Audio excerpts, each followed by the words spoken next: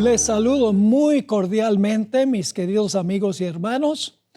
Es un placer dirigirme a ustedes en este día de sábado. Espero que nuestro estudio sea de gran bendición para todos aquellos que están sintonizando nuestro canal. En nuestro tema de hoy vamos a hablar sobre el mensaje del segundo ángel. En los últimos dos temas que he presentado aquí, estudiamos el mensaje del primer ángel y luego estudiamos el mensaje del tercer ángel. Pero dejamos pendiente el mensaje del segundo ángel, que será nuestro tema de estudio, no solamente en el tema de hoy, sino posiblemente 2 o 3 presentaciones adicionales, porque hay mucho que decir en cuanto al mensaje del segundo ángel. Así que lo primero que queremos hacer es pedir que Dios abra nuestra mente y nuestro corazón para tener la disposición de recibir el mensaje que Dios tiene para nosotros, que quite de nuestro corazón cualquier obstáculo, cualquier impedimento que cause que nosotros no aceptemos el mensaje que Dios tiene para nosotros hoy. Así que les invito con reverencia a inclinar su rostro para orar. Padre Celestial, venimos ante ti agradeciéndote por tu palabra, una guía segura en un mundo que anda tan confundido. Padre, hoy y en 1 o 2 temas subsiguientes vamos a estudiar algo muy solemne. Te pido, Señor, que tú abras las mentes y los corazones de aquellos que vean este programa. Es muy importante que tú quites por medio de tu Santo Espíritu cualquier obstáculo en su corazón, cualquier prejuicio que impida que acepten tu mensaje. Así que te imploro que acompañes a todos los que van a ver este programa. Acompáñanos al abrir tu santo libro. Te lo pedimos en el nombre y por los méritos de Cristo, nuestro amante Salvador. Amén. El título de nuestro tema de hoy es ¿qué es el vino de Babilonia? Ahora, antes de comenzar nuestro estudio, es importante advertirles algo. En esta serie vamos a hablar de un sistema político religioso que tiene un alcance mundial y va a jugar un papel muy crucial en los eventos finales de la historia de este planeta. Sin embargo, necesito hacerles una advertencia, y es que nuestro enfoque no va a recaer sobre los miembros o las personas que están dentro de ese sistema político religioso. Nos vamos a enfocar específicamente en el sistema en sí, no en todas las personas que se encuentran dentro de ese sistema. La misma Elena White escribió que dentro de este sistema apóstata hay muchos individuos fieles al Señor que aman al Señor Jesús, pero desconocen lo que vamos a estudiar en nuestro tema de hoy y en 1 o 2 subsiguientes. Quiero leerles una cita que encontramos en El Conflicto de los Siglos, página 553. Es un libro escrito por Elena White. Dice lo siguiente: es cierto que hay verdaderos cristianos en la Iglesia Católica Romana. Ese es el sistema del cual vamos a hablar. Fíjense que ella dice, hay verdaderos cristianos en la Iglesia Católica Romana. En ella, millares de personas sirven a Dios según las mejores luces que tienen. Les es prohibido leer su palabra, y ella está escribiendo cuando se les prohibía a los miembros de la iglesia estudiar la Biblia por sí mismos. Les es prohibido leer su palabra, debido a lo cual no pueden discernir la verdad. Nunca han visto el contraste que existe entre el culto o servicio vivo rendido con el corazón y una serie de meras formas y ceremonias. Dios mira con tierna misericordia a esas almas educadas en una fe engañosa e insuficiente. Hará penetrar rayos de luz a través de las tinieblas que los rodean. Les revelará la verdad tal cual es en Jesús, y muchos se unirán aún a su pueblo. Muy interesante esta cita. Elena White entendió que la mayoría de los miembros fieles de Cristo no están en la iglesia adventista, están en todas las iglesias que la Biblia llama Babilonia. Ahora, para entender la diferencia entre el sistema y las personas que están dentro del sistema, pensemos por un momento del rey Nabucodonosor, el tirano de la antigua Babilonia. Él amenazó despedazar a los sabios de su reino y procuró incinerar a 3 jóvenes que eran fieles a Dios. Era un tirano, era el líder de Babilonia. Pero Dios finalmente pudo alcanzarlo para su reino. En el capítulo 4 de Daniel habla de la conversión de Nabucodonosor. Llegó a ser un hombre completamente transformado por el Espíritu Santo y reconoció a Dios como el único Dios verdadero. Era el líder del sistema, pero abandonó el sistema apóstata de Babilonia. Ahora, Dios hizo un pacto con la nación judía en los días de Moisés. Ese pacto se encuentra en Éxodo 19 y los versículos 4 al 8. El pueblo de Israel se convirtió en el tesoro especial de Dios. Es decir, se convirtió en su iglesia del Antiguo Testamento. Sin embargo, con el paso de los siglos, la iglesia judía se corrompió rápidamente y violó el pacto. Empezó a adoptar las creencias y prácticas y las costumbres de las naciones apóstatas que los circundaban. Aunque los líderes religiosos decían amar a Dios y honrar a sus patriarcas, Abraham, Isaac, Jacob y Moisés, el carácter de esos líderes no reflejaba el carácter de los fundadores de la iglesia judía. En los días de Cristo, la iglesia judía apóstata llegó al colmo de su corrupción.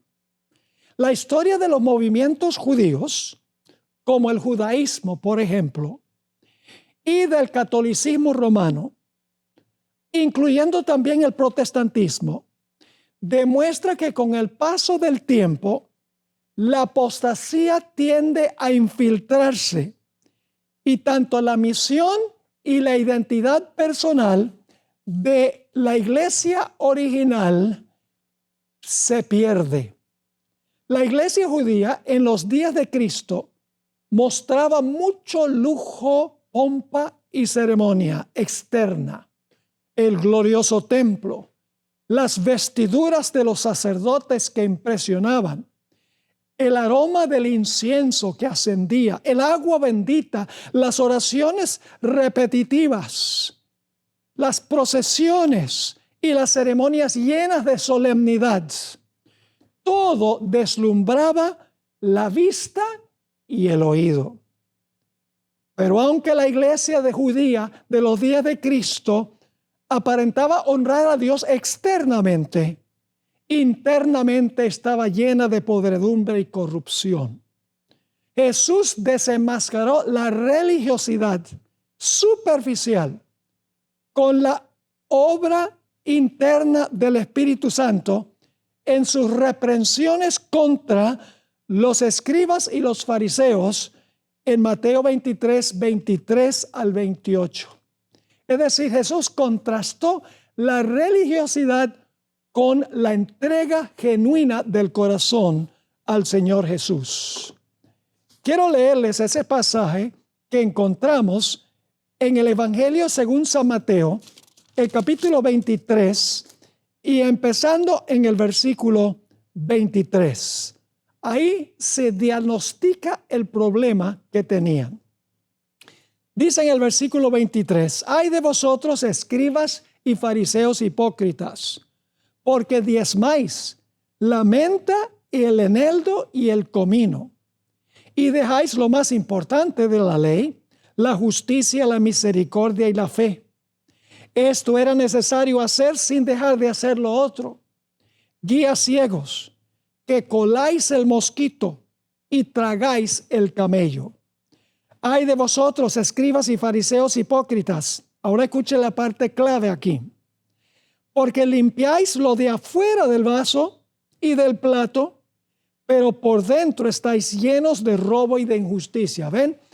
Externamente bien, internamente mal. Versículo 26. «Fariseo ciego, limpia primero lo de adentro del vaso y del plato, para que también lo de fuera sea limpio». Versículo 27. «Ay de vosotros, escribas y fariseos hipócritas, porque sois semejantes a sepulcros blanqueados, que por fuera a la verdad se demuestran hermosos, mas por dentro están llenos de huesos de muertos y de toda inmundicia». Versículo 28. «Así también vosotros por fuera a la verdad os mostráis justos a los hombres, pero por dentro estáis llenos de hipocresía y de iniquidad». Por eso el Señor Jesucristo habló en cuanto a la iglesia judía, diciendo: «Este pueblo me honra con sus labios, pero su corazón está lejos de mí». Y les advirtió a los líderes religiosos de este sistema apóstata: «En vano me honran, enseñando como doctrinas los mandamientos y tradiciones de los hombres». O si externamente la iglesia judía apóstata parecía ser muy religiosa, como mencioné, mucho lujo y ceremonia, mucha pompa, el glorioso templo, las gloriosas vestiduras sacerdotales, el aroma del incienso, el agua bendita, las oraciones que se repetían vez tras vez, las procesiones y ceremonias impactantes. Todo eso daba la impresión de que este pueblo era el pueblo de Dios, pero en realidad eran apóstatas.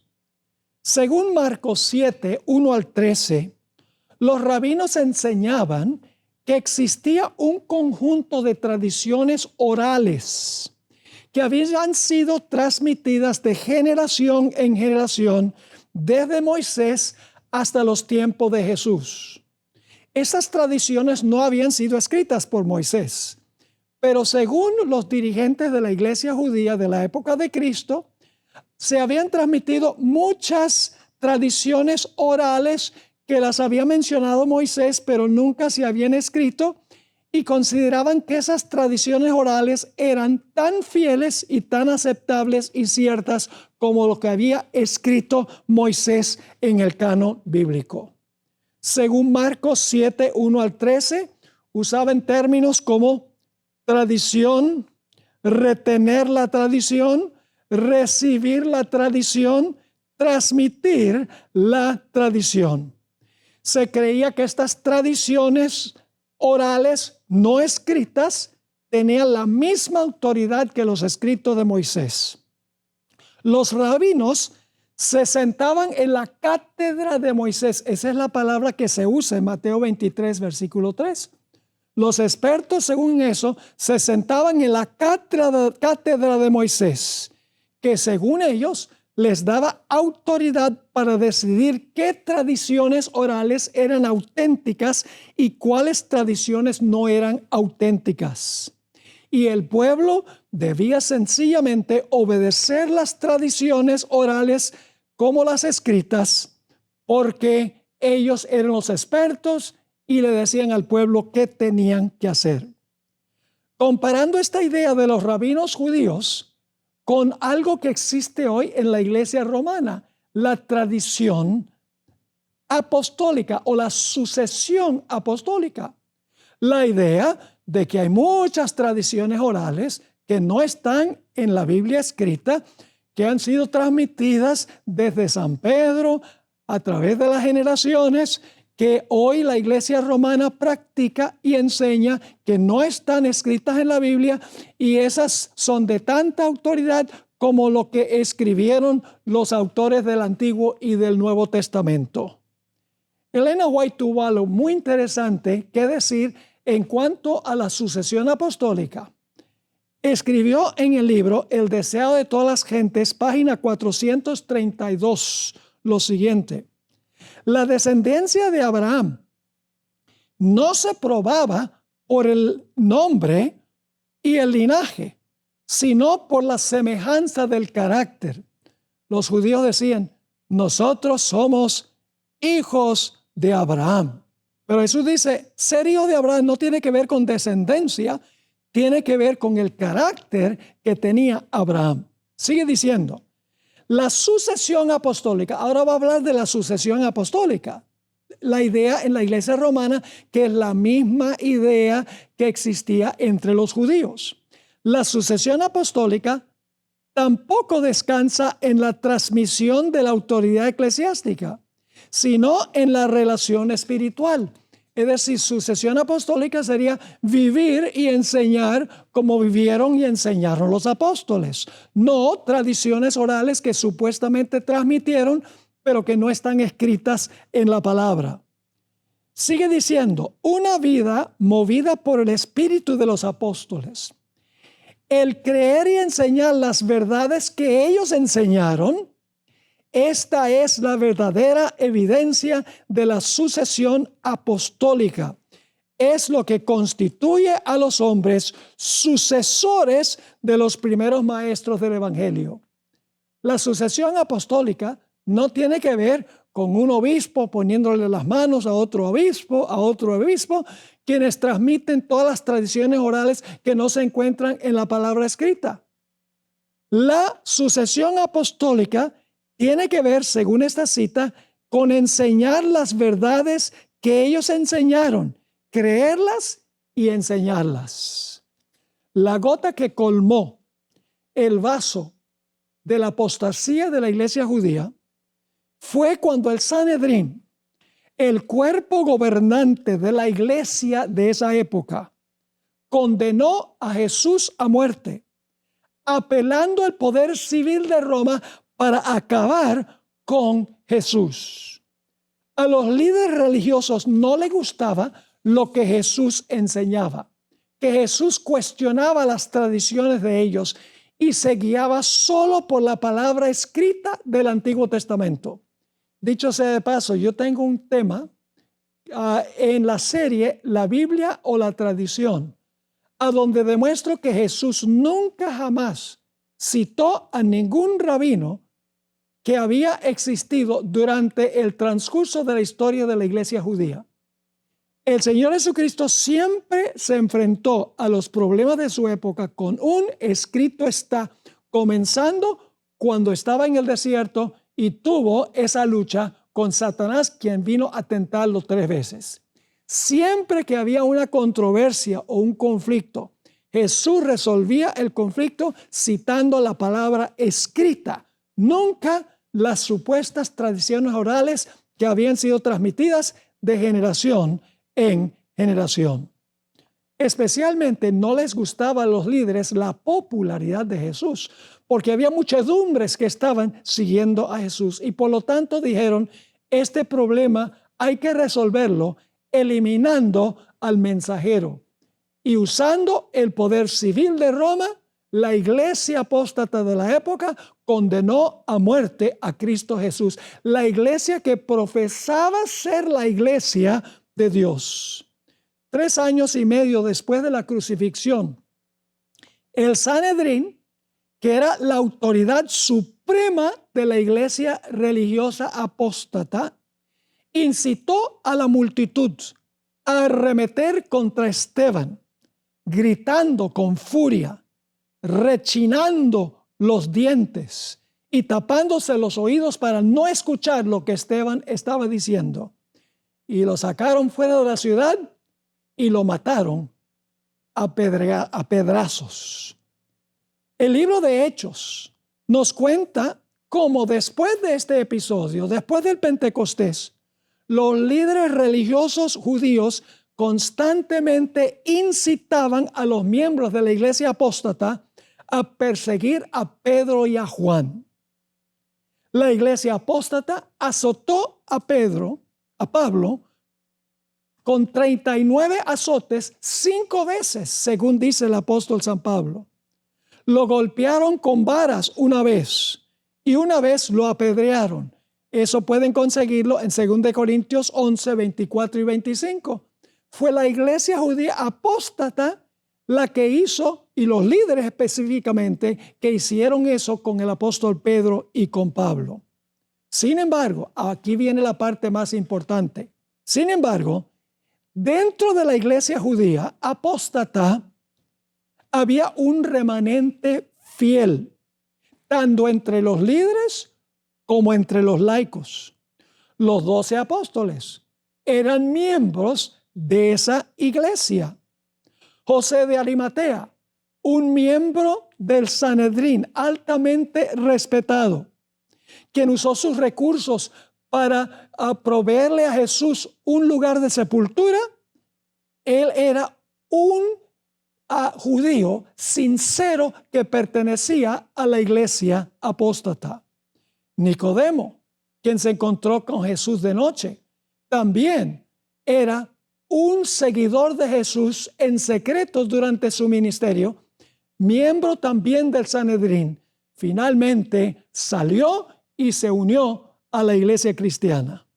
Podríamos mencionar al sabio Gamaliel, el maestro del apóstol Pablo, quien cuando los judíos, los líderes judíos, querían matar a Pedro y a Juan después del día del Pentecostés, Gamaliel dijo: mucho cuidado con eso. Si esto es de Dios, no lo van a poder apagar. Si no es de Dios, se va a desvanecer de por sí mismo. Él abandonó el movimiento de la iglesia apóstata y se unió a la iglesia cristiana.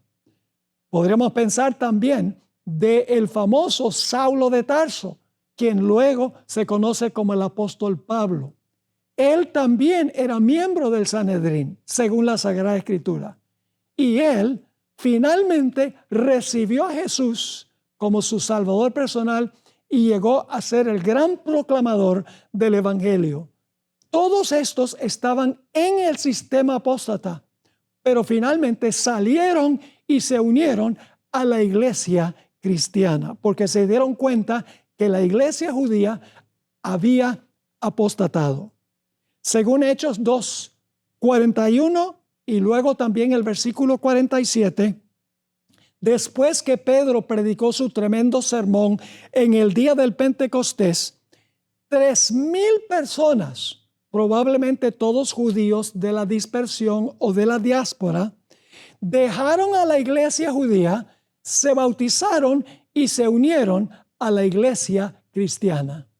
Habían pertenecido a la iglesia apóstata, pero se bautizaron y se unieron habiendo salido de la iglesia apóstata. Podríamos hablar también de Saulo de Tarso. Lo mencionamos anteriormente. También salió de la iglesia apóstata y se unió al movimiento cristiano. En Hechos 6 y el versículo 7 dice que hubo una gran cantidad de creyentes y de sacerdotes que salieron del movimiento de la iglesia apóstata y se unieron a la iglesia cristiana. ¿Qué es importante en cuanto a esto? Lo importante es que aunque el sistema religioso, la iglesia judía de la época de Cristo era apóstata, dentro de ese sistema había laicos y habían líderes que eran verdaderos, sinceros creyentes. Y cuando llegó el momento y vieron la luz, salieron de la iglesia apóstata y se unieron al movimiento cristiano. Es decir, no todos aquellos que pertenecen al sistema apóstata del cual vamos a hablar en este tema y el resto de los temas donde vamos a cubrir este tópico especialmente, no todos los líderes, no todos los laicos que están en ese sistema apóstata en realidad tienen el espíritu apóstata, no tienen toda la luz, no tienen todo el conocimiento, pero como sucedió con Nicodemo, con José de Arimatea, con Saulo de Tarso, cuando comprendieron la luz de la palabra de Dios, dijeron, estamos en la iglesia apóstata equivocada, tenemos que salir y unirnos al movimiento cristiano. Yo oro que lo mismo suceda con aquellos que están viendo esta presentación y pertenecen a este sistema, esta iglesia apóstata de hoy, que es la iglesia romana. La mayoría del pueblo fiel de Dios, sincero de Dios, está en ese sistema. No tienen toda la luz, pero si tienen corazón sincero, cuando oyen la luz, salen y se unen al pueblo remanente de Dios. Ahora, con esta introducción, que duró la mitad del tema, pensé que era muy importante recalcar estos puntos con que comenzamos nuestro tema. Ahora vamos a entrar directamente a nuestro tema de hoy.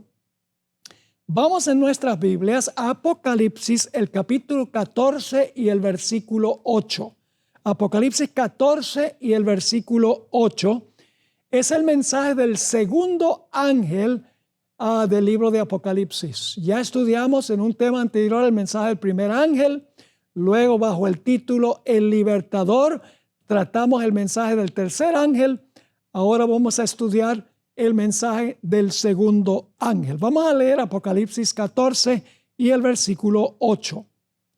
Otro ángel le siguió al primero, diciendo, ha caído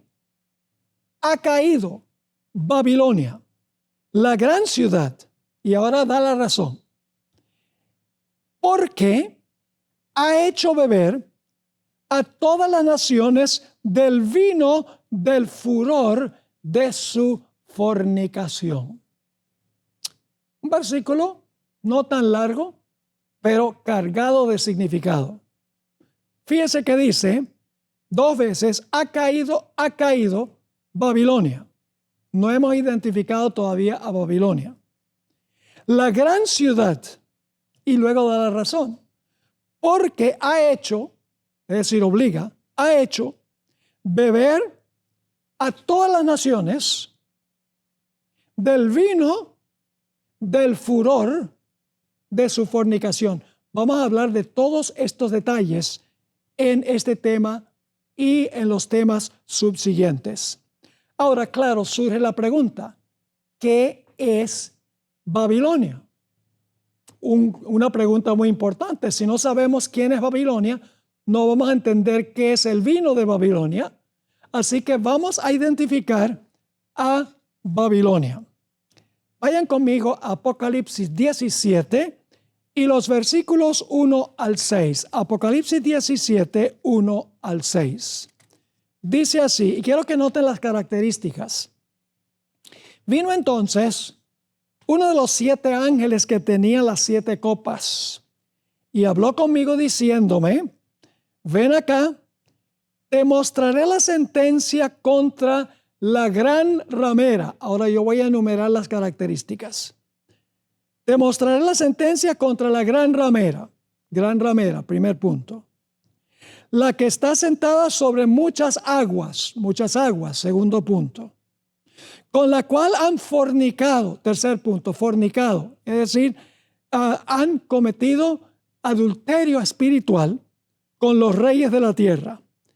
Y sigue diciendo, y los moradores de la tierra se han embriagado con el vino. Ese es el punto número 4, con el vino de su fornicación. Y me llevó en el espíritu al desierto, y vi a una mujer sentada sobre una bestia escarlata llena de nombres de blasfemia, que tenía 7 cabezas y 10 cuernos.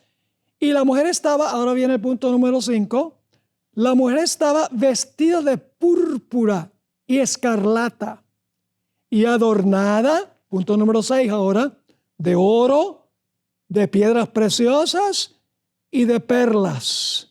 Y tenía en la mano un cáliz, punto número 7, un cáliz o una copa, lleno de las abominaciones y de la inmundicia de su fornicación. Y en su frente un nombre escrito, un misterio, punto número 8 ahora, Babilonia la Grande. Ahora tenemos las características de Babilonia. Babilonia la Grande, ahora viene la característica número 9, la madre, si es madre tiene que tener hijas, la madre de las rameras y de las abominaciones de la tierra. Vi a la mujer, punto número 10 ahora, ebria de la sangre de los santos y de la sangre de los mártires de Jesús. Y cuando la vi quedé asombrado con gran asombro. Esas son las características de Babilonia. Ahora, antes de desmenuzar estas características y explicarlas, necesito mencionarles una experiencia que tuve una vez en la Universidad Adventista en Argentina, en Puigari. Es una actividad donde yo participé como el predicador en una semana de oración en esa institución. Yo prediqué un tema sobre este pasaje que acabamos de leer, pero al comenzar el tema, le dije a los presentes, que había unos cuantos miles allí, hoy vamos a hablar de un sistema religioso apóstata. Le voy a dar las características, pero no les voy a decir a qué sistema se aplican las características.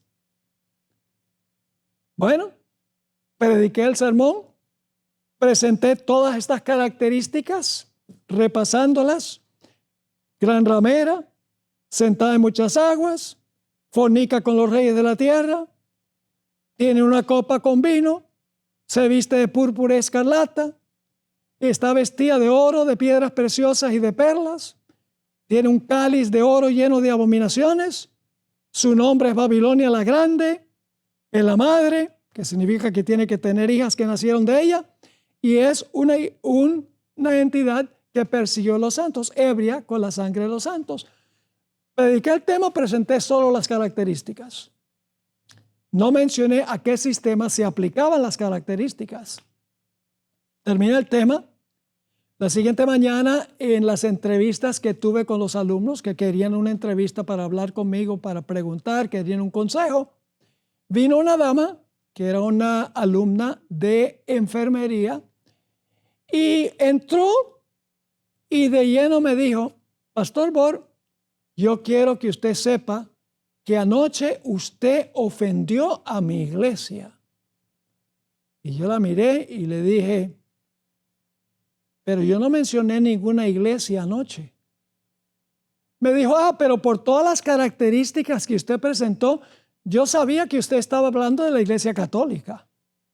Entonces la miré y le dije, pues si las características demuestran que este sistema es la iglesia romana, primordialmente el papado, no los miembros, sino el papado como sistema, la jerarquía, y aún entre la jerarquía hay individuos que son fieles y van a salir como Nicodemo, como José de Arimatea, como Saulo de Tarso, y lo van a perder todo por seguir a Cristo Jesús. Yo dije, yo les di las características. Si las características apuntan a la iglesia romana, tal vez deberías escuchar, porque todo se aplica a ese sistema. Seguimos la conversación, no les voy a compartir todo lo demás que hablamos, pero yo espero que eso le haya quedado funcionando en la mente, que bueno, las características apuntan al sistema al cual yo pertenezco, por ella era miembro de la iglesia romana. Ahora, vamos a desempacar las características. Número 1, la ramera representa una iglesia apóstata. Y ustedes dicen, ¿cómo sabemos eso? Porque en la Biblia una mujer representa una iglesia. Por eso Jesús dijo, maridos, amad a vuestras mujeres como Cristo amó a la iglesia. En Jeremías 6:2, Dios comparó a la iglesia judía de esa época como una mujer virtuosa. Es decir, en las profecías, cuando se habla de una mujer, simbólicamente significa una iglesia. Si es una iglesia pura, como la de Apocalipsis 12, que se representa con una mujer vestida del sol con la luna debajo de sus pies, representa una iglesia pura. Si es una ramera, es una iglesia que ha apostatado. Cuando debe estar casada espiritualmente con Cristo, en realidad fornica con los poderes políticos del mundo. Así que debemos buscar una iglesia apóstata. En segundo lugar, es un sistema eclesiástico mundial. Es un sistema o una iglesia global. ¿Cómo sabemos eso? Porque dice que está sentada sobre muchas aguas. Y Apocalipsis identifica que representan las aguas. Representan naciones, multitudes, lenguas y pueblos. Es decir, es un sistema religioso político global, además de ser una iglesia que ha apostatado de la verdad. Luego, dice que está inmiscuida en la política. Es un sistema religioso que se inmiscuye en la política. Y ustedes dicen, ¿cómo sabemos eso? Porque dice que fornica con los reyes de la tierra. Es decir, en vez de estar aliada a Cristo, a la verdad pura de Cristo, ha fornicado con los sistemas políticos. Es un sistema político religioso, en otras palabras. Luego dice que tiene una copa de oro llena del vino de sus abominaciones. Vamos a estudiar en el resto de este tema y en los temas subsiguientes que el vino o las abominaciones que están en la copa representan falsas doctrinas y prácticas que ha adoptado del paganismo. De eso vamos a hablar un poco más adelante. Además de eso, obliga a la gente a beber ese vino de falsas doctrinas y prácticas, porque dice que es el vino del furor de su fornicación. Es decir, no le gusta para nada a aquellas personas que no beben el vino fermentado que ella da, sus falsas doctrinas y sus falsas prácticas. Persigue a los que no aceptan sus prácticas y sus doctrinas. Además de eso, los colores que predominan en esta iglesia apóstata son muy interesantes: púrpura y escarlata.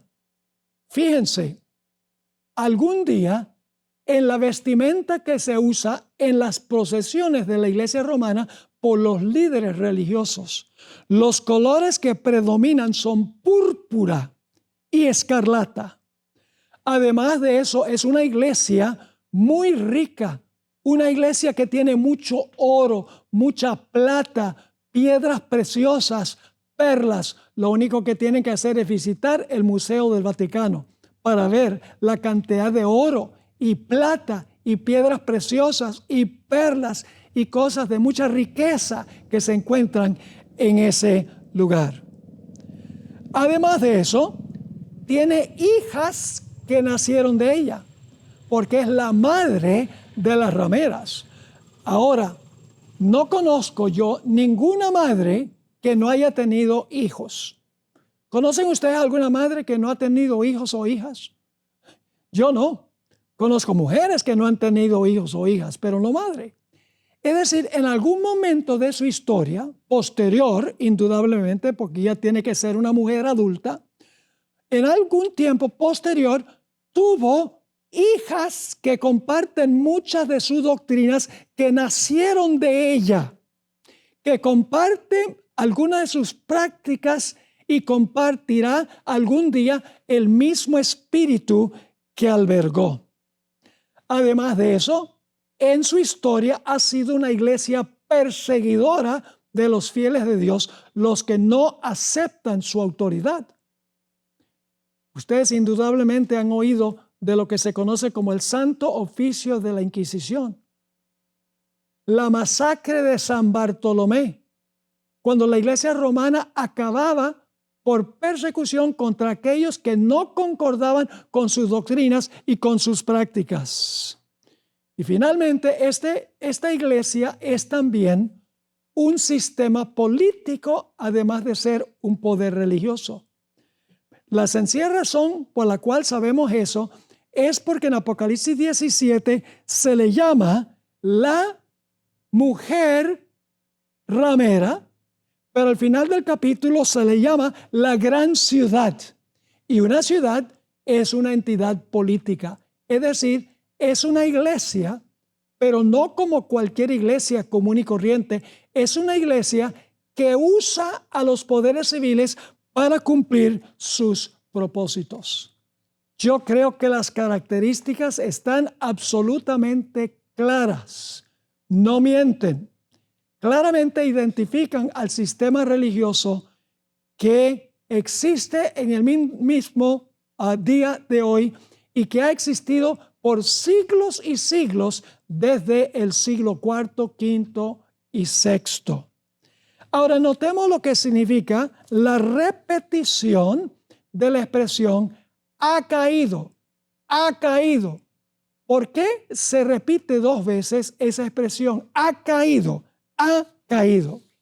La razón es muy sencilla y es que Babilonia ha caído de verdad, sin duda alguna, que su condición es irreversible. Y vamos a encontrar más adelante en uno de los temas subsiguientes a este, que al final de la historia Dios va a hacer un llamado urgente. Está en Apocalipsis 18. Para que aquellos que están en Babilonia, líderes que son sinceros, que aman al Señor, pero no tienen toda la luz, laicos que tienen el mismo espíritu, van a ver la luz y van a decir, hemos visto que pertenecemos a un sistema que no alberga la verdad en creencia y en práctica. Hay que salir. Y ese mensaje en Apocalipsis 18, en el versículo 4, dice, salid de ella, pueblo mío. Y como Saulo de Tarso, quien llegó a ser el gran apóstol Pablo, van a salir a arriesgar todo lo que son, todo lo que tienen, por aceptar y enseñar la verdad de Cristo Jesús. ¿Por qué se repite? Ha caído, ha caído. Porque en la Biblia cuando algo se repite, es porque es muy importante y no hay duda de que se va a cumplir. Por ejemplo, Jesús dijo, en boca de 2 o 3 testigos se confirma toda palabra. Además de eso, Dios le dio a Faraón un sueño 2 veces. Diferentes símbolos, pero con el mismo mensaje. ¿Por qué le dio Dios a Faraón 2 sueños que querían enseñar lo mismo?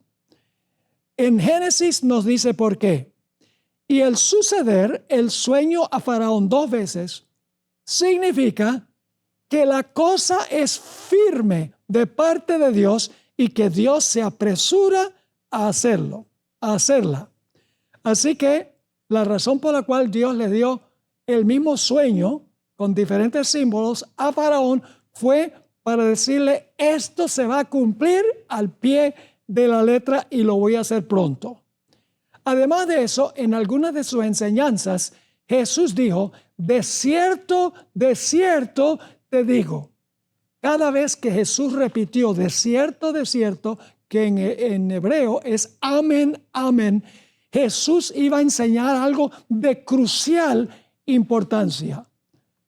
Es decir, la razón por la cual se repite 2 veces, ha caído, es porque Babilonia ha caído de verdad.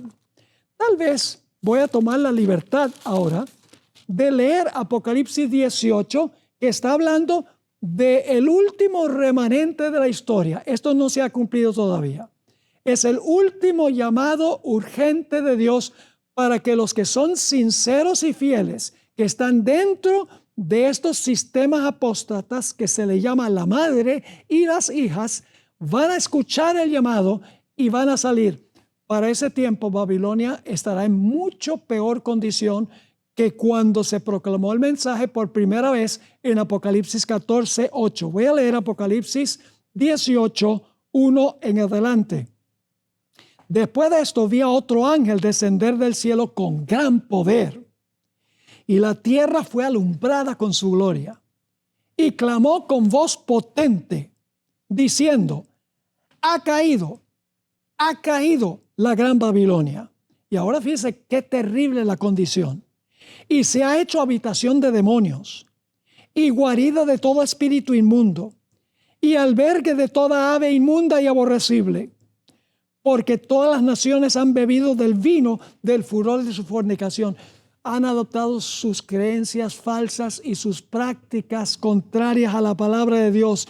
Dice: y los reyes de la tierra han fornicado con ella, y los mercaderes de la tierra se han enriquecido de la potencia de sus deleites. Ahora viene el llamado de Dios a todos los fieles dentro del sistema de Babilonia. Dice en el versículo 4: y oí otra voz del cielo que decía: salid de ella, pueblo mío. Pues entonces Dios tiene pueblo en esos sistemas, en la madre y en las hijas. Hay fieles de Dios porque Dios los llama a salir. Y oí otra voz del cielo que decía: salid de ella, pueblo mío, para que no seáis partícipes de sus pecados, ni recibáis parte de sus plagas, porque sus pecados han llegado hasta el cielo, y Dios se ha acordado de sus maldades. El último gran llamado de Dios a salir.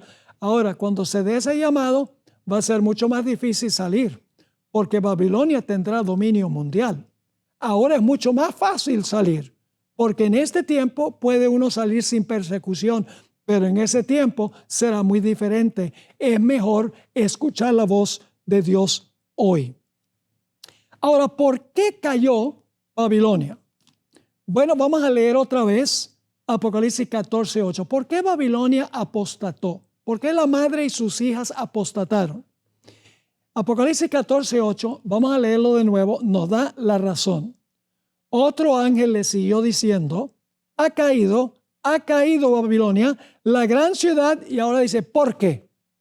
Es decir, la ciudad cayó por esta razón, porque ha hecho beber a todas las naciones del vino del furor de su fornicación. ¿Por qué es que Babilonia cayó? Porque es una fábrica de vino fermentado, con el cual emborracha espiritualmente a las naciones. Ahora, el vino no es literal, no es una botella de vino que podemos comprar en el supermercado, no. El vino, vamos a encontrar, representa sus falsas doctrinas y prácticas que le da a las naciones, y las naciones se emborrachan. Yo pregunto, ¿cuántos de ustedes alguna vez han tratado de razonar con un borracho? Es una tarea prácticamente imposible, porque el borracho se las sabe todas. Un borracho que es introvertido, de repente, cuando se emborracha, es la persona más extrovertida del mundo. Lo sabe todo, todo lo razona. Inclusive es difícil quitarle las llaves cuando quiere montarse al carro para manejar a la casa. Eso es lo que ha hecho esta Babilonia. Ha emborrachado a las naciones con sus doctrinas falsas y sus prácticas.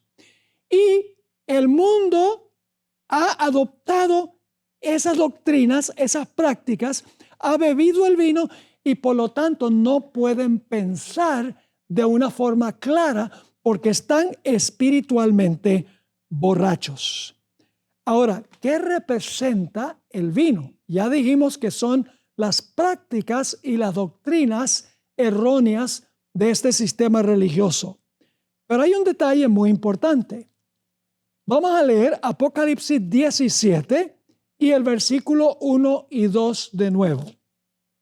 Vino entonces uno de los 7 ángeles que tenía las 7 copas y habló conmigo diciéndome: ven acá y te mostraré la sentencia contra la gran ramera, la cual está sentada sobre muchas aguas, con la cual han fornicado los reyes de la tierra, y los moradores de la tierra se han embriagado con el vino de su fornicación. Y luego vamos por un momento al versículo 4. Versículo 4. Dice, la mujer estaba vestida de púrpura y escarlata y adornada de oro, de piedras de preciosas y de perlas, y tenía en su mano un cáliz de oro lleno de abominaciones. Ahora paremos un momentico allí. ¿Qué es lo que está en el cáliz? ¿Qué es lo que está en la copa? Obviamente lo que está en la copa es el vino. No es vino literal, vino simbólico. En Apocalipsis estamos tratando con símbolos. Y por eso hay que interpretar los símbolos y ver qué significan espiritualmente. Así que encontramos que tiene un cáliz en la mano y el cáliz está lleno de vino. Pero hay un detalle supremamente importante. Saben que yo busqué la palabra vino en la Biblia, en toda la Biblia, en una concordancia, y luché por conseguir la interpretación donde dice que el vino en realidad representa falsas doctrinas y prácticas.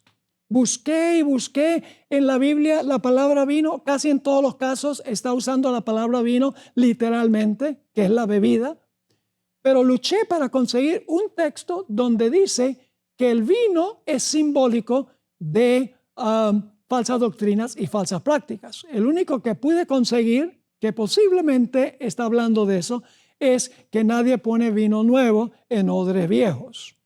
Dice, bueno, ahí se usa simbólicamente el vino. Pero luego descubrí algo muy interesante que me esclareció el camino de lo que representa el vino. Vimos que la copa o el cáliz que tiene la ramera en su mano, el cáliz está lleno de vino. Pero noten otra vez lo que dice el versículo 4. Nos dice el contexto lo que es el vino que está en la copa.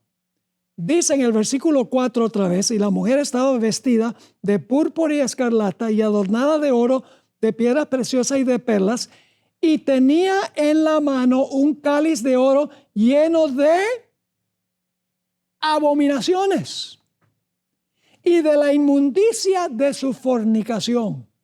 La inmundicia que vino como resultado de su fornicación con los poderes civiles del mundo. Oh, ahora se me abrió una perspectiva muy grande. Yo dije, bueno, el vino entonces son sus abominaciones y la inmundicia que viene de su fornicación. Y entonces dije, ahora yo sé qué tengo que hacer. Lo que tengo que hacer es ir a otras partes de la Biblia a donde se usa la palabra abominación. Y entonces voy a tener una lista de lo que son las abominaciones, lo que representa el vino que encontramos en este pasaje. Así que en vez de buscar la palabra vino, que ya había agotado el estudio de todas las referencias al vino, dije, ahora lo que voy a hacer es buscar la palabra abominación o la palabra abominaciones, porque el vino y las abominaciones son intercambiables. El vino son las abominaciones y la inmundicia que viene como resultado de este sistema religioso, fornicar con los poderes civiles y fornicar con las prácticas del mundo. Ahora, en nuestro próximo tema, vamos a examinar ese vino o esas abominaciones. Vamos a ver la palabra abominación en la Biblia y vamos a ver específicamente algunos detalles de qué son las abominaciones que tiene este sistema religioso apóstata. Pero antes de eso, en nuestro próximo tema, vamos a repasar el mensaje del primer ángel. Solo un corto repaso. Dice, ¿por qué vamos a repasar el primer ángel? Por la sencilla razón de que Babilonia cayó porque rechazó el mensaje del primer ángel. El vino puro o el jugo de uva puro sin fermentar es el mensaje del primer ángel. Pero Babilonia rechazó el mensaje del primer ángel y por eso tiene el vino que emborracha. Dios les bendiga. Esperamos verlos en nuestro próximo tema.